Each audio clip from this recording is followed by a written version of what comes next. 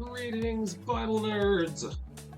I'm going to do something different today. I'm actually going to read the Bible from, I call this screen the Word on Stream. See what I did there? The Word on Stream. Because it's similar to Words on Stream, but it's the Bible, which is a lot of people call it the Word. So it's words, the Word on Stream. You see, if I over-explain it, it'll be funnier the more I explain it. And since I'm drawing a book about Joseph, I thought I'd start in chapter 37. Let's see how long I can go. I got plenty of hydration. I'm not usually an out loud reader, but let's see how this goes. Genesis 37, verse 1 says, Jacob lived in the land where his father had stayed, the land of Canaan. This is the account of Jacob's family line. Joseph, a young man of 17, was tending the flocks with his brothers, the sons of Bilhah and the sons of Zilpah, his father's wives, and he brought their father a bad report about them. Now, Israel loved Joseph more than any of his other sons because he had been born to him in his old age, and he made an ornate robe for him. Actually, the chapter before this explains how difficult it was for Rachel. I keep getting the names right. I think Rachel was scrolling up. It doesn't say. So Leah was the one who was very fruitful, very fertile, and Rachel was the one who was having trouble giving birth. So, and Joseph was born to Rachel, which is very similar to Jesus' mother, Mary, being unable to bear children at all because she was a virgin. So Rachel giving birth is a miracle, but not quite as big as a miracle as the Virgin Mary giving birth. So I interrupted myself, but let's go on. Now, Israel loved Joseph more than his other sons because he had been born to him in his old age, and he made an ornate robe for him. When his brothers saw that their father loved him more than any of them, they hated him and could not speak a kind word to him. Also, Jesus' brothers hated him. They were not kind to Jesus, were they? So all these comparisons of Joseph to Jesus make it. It's what they call a type. When you talk about typology, Joseph is the type and Jesus is the antitype. Jesus is always the antitype and the Old Testament figure is the type. So the Old Testament Joseph points forward in time to Jesus. So let's go on. Joseph had a dream, and when he told it to his brothers, they hated him all the more. He said to them, Listen to this dream I had. We were binding sheaves of grain out in the field when suddenly my sheaf rose and stood upright, while your sheaves gathered around mine and bowed down to it. His brothers said to him, Do you intend to reign over us? Will you actually rule us? And they hated him all the more because of his dream and what he had said. I think it said that twice, all the more. Oh, yeah, they hated him all the more because of the robe. When his brothers saw this, that the father loved him more than any of them, they hated him. It didn't say all the more, but they hated him. And listen to this dream I had. We were binding sheaves of grain out in the field when suddenly my sheaf rose and stood upright while your sheaves gathered down to it. Okay. Wasabi Cheetah! Shalom, shalom. Shalomi Mahomi. What's up? Long time no see. His brothers said to him, "Do you intend to reign over us?" We said that already. Then another dream. Then he had another dream, and he told it to his brothers. "Listen," he said, "I had another dream. This time the sun and the moon and 11 stars were bowing down to me." When he told his father as well and his brothers, his father rebuked him and said, "What is this dream you had? Will your mother and I and your brothers actually come and bow down to the ground before you?" His brothers were jealous of him, but his father kept the matter in mind. When you do, assassinate Steph if she is on. Okay. I am well. How are you? Yeah, I do know Assassinator Steph. I do follow her. I know she's streaming currently. I will keep that in mind.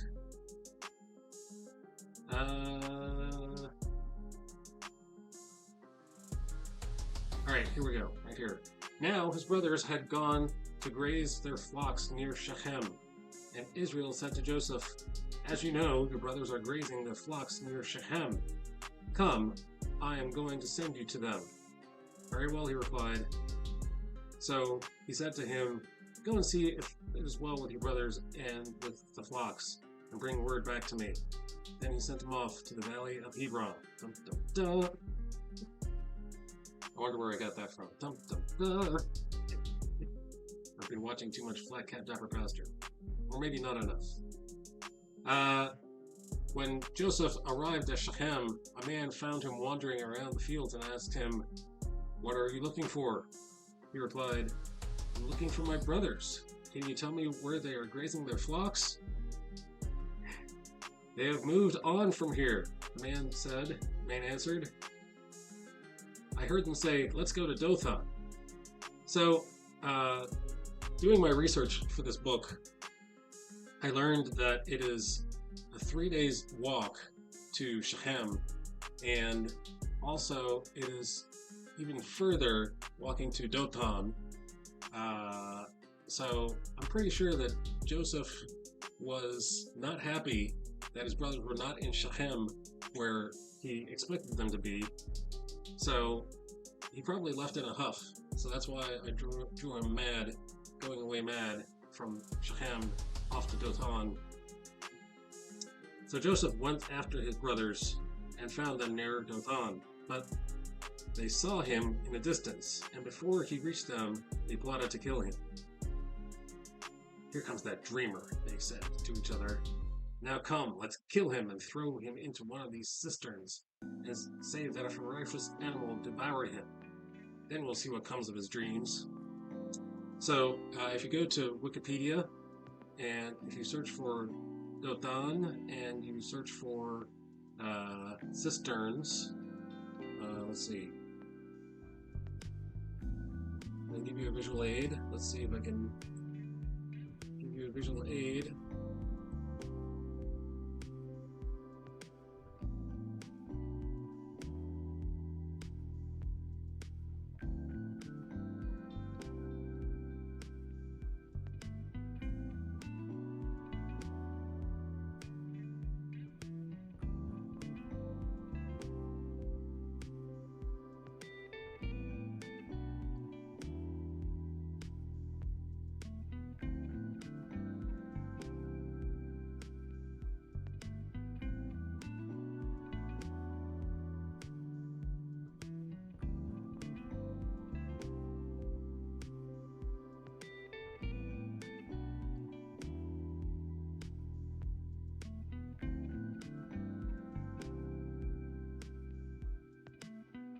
Let's just go back to this. Oh, hello.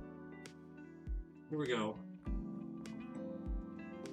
I know what I'm doing. I've been streaming for how long? For about more than a year. Let's go to Dothan. Cisterns. Images. Boom. There are cisterns in Dothan.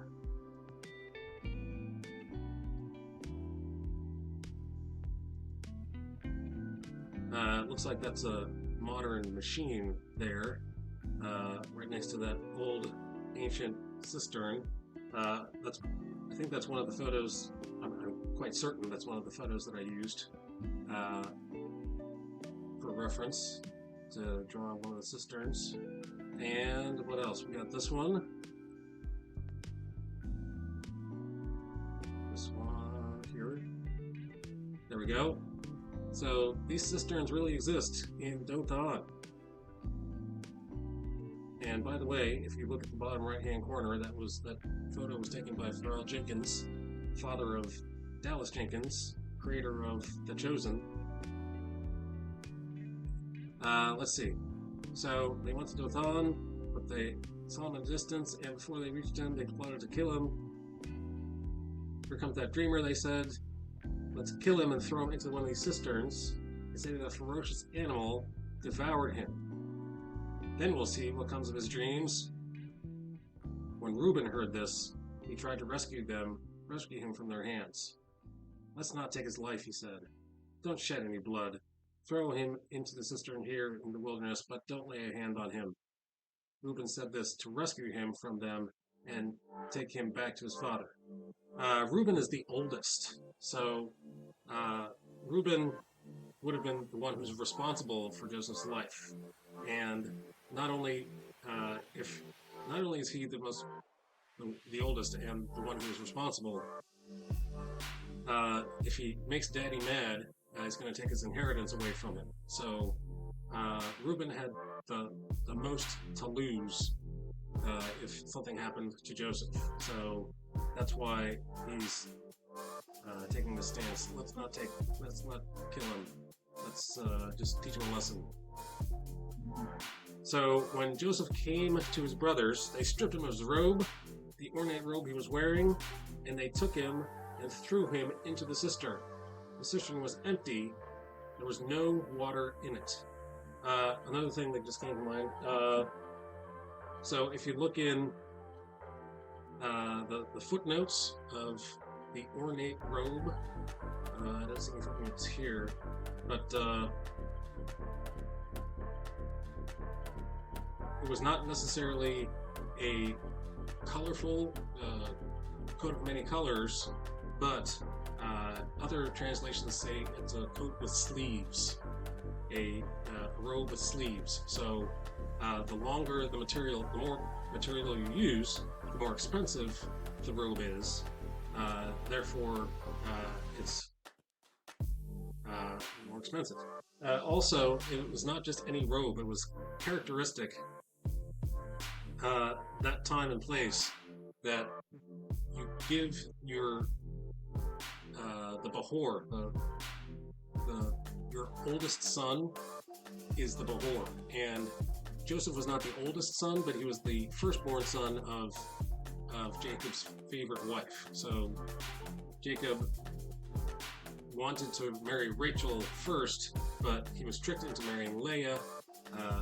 So if you remember that story, you would understand, this is the wife that he really wanted was Rachel. So the first son from Rachel, is the one that Jacob considered to be the Behor. And the Behor is the one who gets all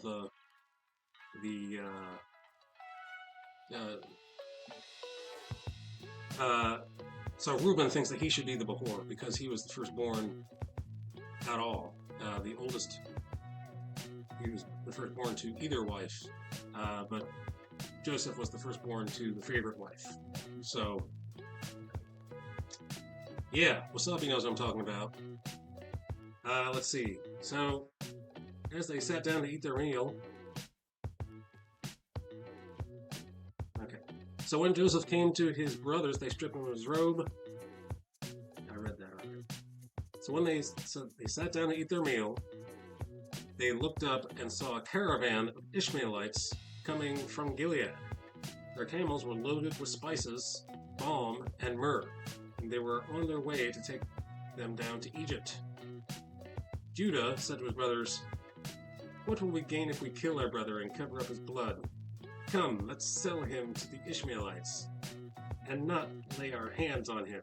After all, he is our brother, and our own flesh and blood. His brothers agreed. Every time I read that, there's this ongoing joke in the Thor movies where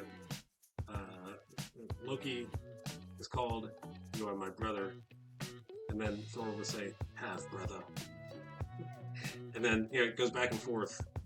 So he really is the half brother. So that's I can use that joke. I just might be using that joke in the script. So when the Midianite merchants came by, the brothers pulled Joseph up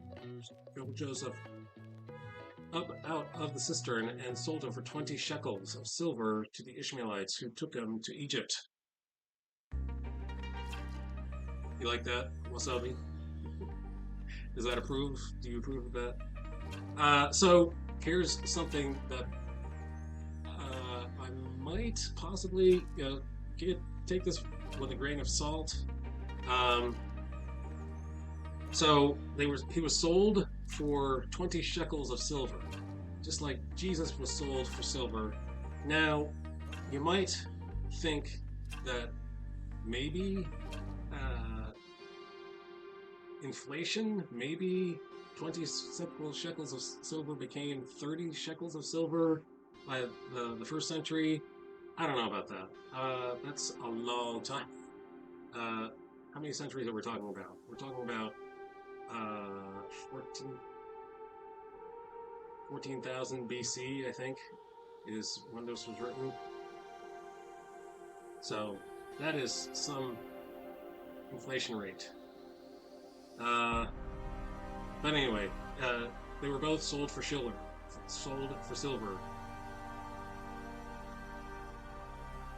And when Reuben returned to the cistern and saw that Joseph was not there, he tore his clothes. He went back to his brothers and said, "The boy isn't there! Where can I turn now?" Then they got Joseph's robe, slaughtered a goat, and dipped the robe in the blood. They took the ornate robe back to their father and said, "We found this. Examine it to see whether it is your son's robe." He recognized it and said, "It is my son's robe. Some ferocious animal has devoured him. Joseph has surely been torn to pieces." Then Jacob tore his clothes, put on sackcloth, and mourned his son for many days. All his sons and daughters came to comfort him, but he refused to be comforted. "No," he said, "I continue to mourn until I join my son in the grave." So his father wept for him. So, in Jacob's eyes, Joseph is dead. So he's mourning Joseph, and if you know the story, you know that Joseph will be coming back to life. Jacob will realize that he's back to life. So it's a typology, a type of resurrection in Joseph's eyes, Jacob's eyes, his father. So, let's see. Meanwhile, the Midianites sold Joseph in Egypt to Potiphar, one of Pharaoh's officials, the captain of the guard. So let's read the footnotes. I don't see anything about the sleeves. But the more material that you use, the more expensive the